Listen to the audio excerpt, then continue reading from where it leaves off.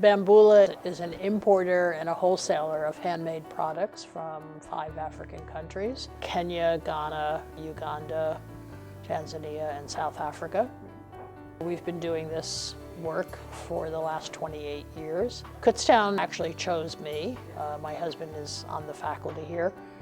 For the first 10 years of Bamboula, we had been operating in New York City, where I lived, and then decided to move out here. Bamboula on West Walnut Street is our physical warehouse. We receive merchandise from the African countries, and then we also fill the orders that we get from customers. We do baskets from all the countries where we source, But we always have to be thinking ahead what's going to be the next thing to do. Now we're doing personal accessories. These bags, the sisal bags, are much more of a personal accessory.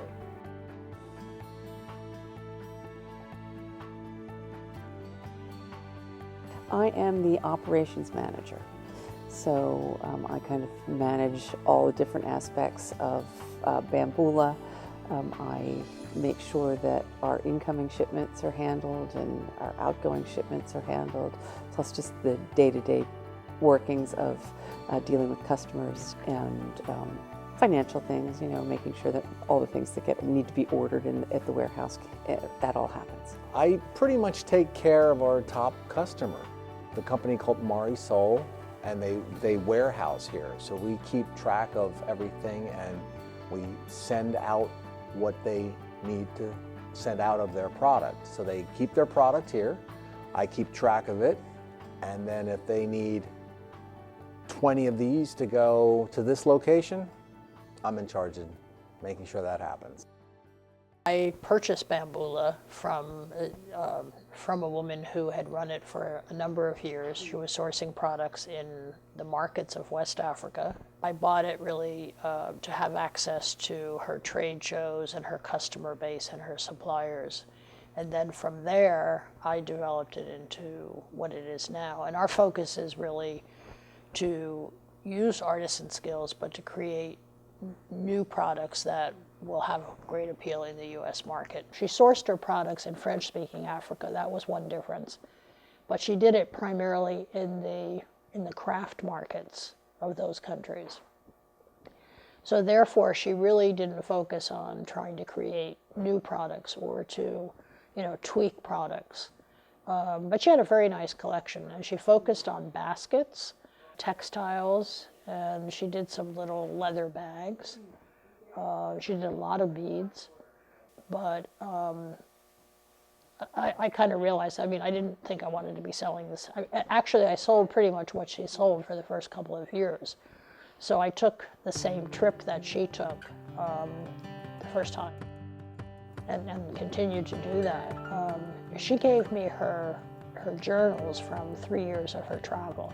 So I had access to all the same suppliers.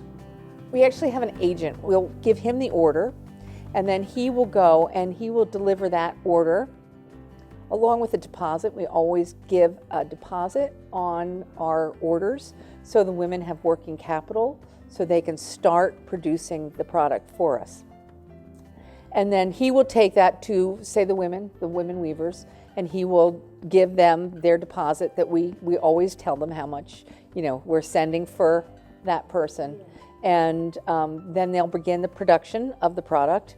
And then periodically he will go out and he will go pick up the goods from their location, because some of them are rather remote. Like the sisal weavers are outside of Nairobi, so they're outside of the city. They're in a small village. So he will go and he will get rates from different airlines, or if we're going to ship a full container, he'll get all the rates and he'll do all the packing and do all of that. And then he'll take the goods to the airport or to the loading dock, whatever, pack it. We don't manufacture, but we purchase from small businesses. A lot of little micro businesses collectively pooling their things together and getting the product to, the American retail market. You never know who's going to walk by your booth.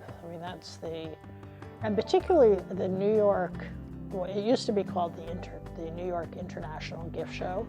It's now called New York Now, but it is one of the largest trade shows you know, mainly for the gift industry, and it's the largest probably in the U.S.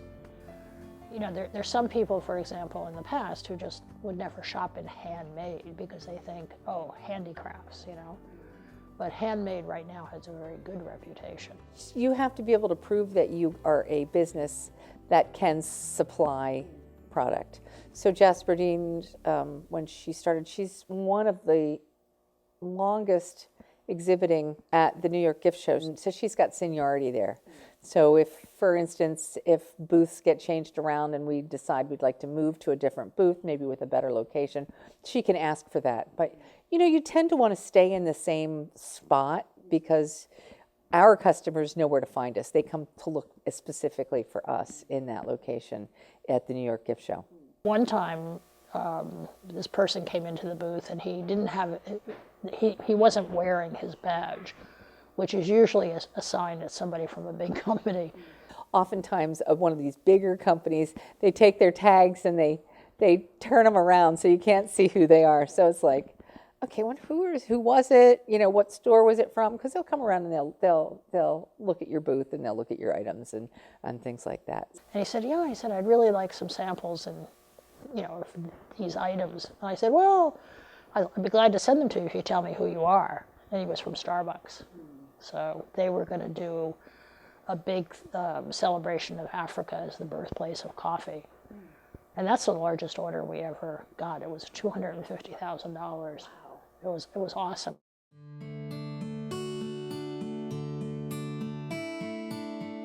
You or I going directly to work with the artisans, you know, they really need that. They need us to be able to help them to facilitate getting this work that we can then take to a larger market. So there's that balance that we have to do. Many of the artisans live in rural areas. Many of them are women, and they really don't have access to jobs where they can earn money for their families. And then, for example, the weavers, the sisal weavers, who are women, also do all of the growing of their fruits and vegetables. So they're tied to their home at certain times of the year, where they, you know, like they have to plant before the rains and they have to harvest after the rains. Most of this weaving is done at home. What happens is they pick up the materials from a central location and then they go home. They might walk 5 miles, or they might walk 2 miles, or they might live, you know, pretty close. So it gives them the flexibility they need for their other responsibilities. Fair trade is several things. It's a concept, and paying the artisan fairly and ensuring that his or her working conditions are conducive to healthy living. It's pretty significant. There are customers, there are stores that will only buy from fair trade members. The Turkana baskets that are woven different in the area of Kenya about the recycled glass. So this is just a little added thing that just gives the consumer a little bit of information on how the product is made or where it's made. There's always the challenge of getting enough orders to really keep your business funded and moving forward in a financial sense. We try to watch the market trends and watch what our competitors are doing, but sometimes we don't guess right, you know, in terms of a product that we try to sell. Got some more of these in here, more stacks of these baskets. But then this is the Bolga basket, and you can see how it comes flat. Yeah. And it comes in a sack, so you'll see that they save on shipping because everything costs. Freight is expensive. They'll stick 2 of these together. It's really hard for small wholesalers. And I think that's partly because of the internet, but also stores, bigger stores want to source directly, so they do everything they can to cut us out. But Disney has been a very good customer for us. I mean, we've probably sold to Disney for at least 15 years. These are some of the double gourd shakers that we get. So it's straw, right? Yeah, you're looking for the straw ones. So these are, everything has to be marked and labeled with the country of origin on them. So these are some straw shakers. We'll just build down. Okay. Here's other Sure. instruments that we have. These are, they call them rat-a-tats. These are called cherub shakers. This is actually a nut that they string together. And this is all of this is going to Disney. Peace Corps started the year after I graduated from college. And of course, we thought we were going to save the world. But I think it really turned out that the Peace Corps experience saved us because it really gave us a much broader sense of the world and the fact of different people and the fact that they're different cultures and that people think a little differently than we do. They value different things. So it was very exciting. After being a volunteer, I went to graduate school at Columbia University in New York, and I also did my doctoral dissertation research in Ethiopia. So I went back and lived in a very small rural area where I was the only foreigner. And that's probably what planted the seed of my being interested in, well, particularly in Africa, and also, eventually led to me being involved in Bamboula.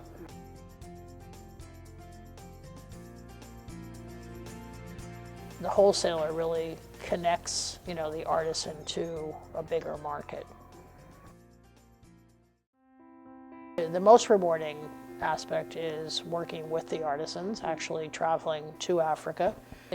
I always look at the craft markets in the countries that I visit because I try to track what's coming, what's new, and then from there I can usually find out who makes the product, and if we're interested in getting samples or even ordering something, we can find the artisans. They're all kind of meaningful in the sense that I may not know the specific, woman who's woven a basket, but I know the groups. I know what, getting orders represents for them. And there are artisans that have worked with us over the years who you can really see the difference in their, like their homes, or, they've done renovations. UPS driver, you gotta get a picture of him. Hello. This is John.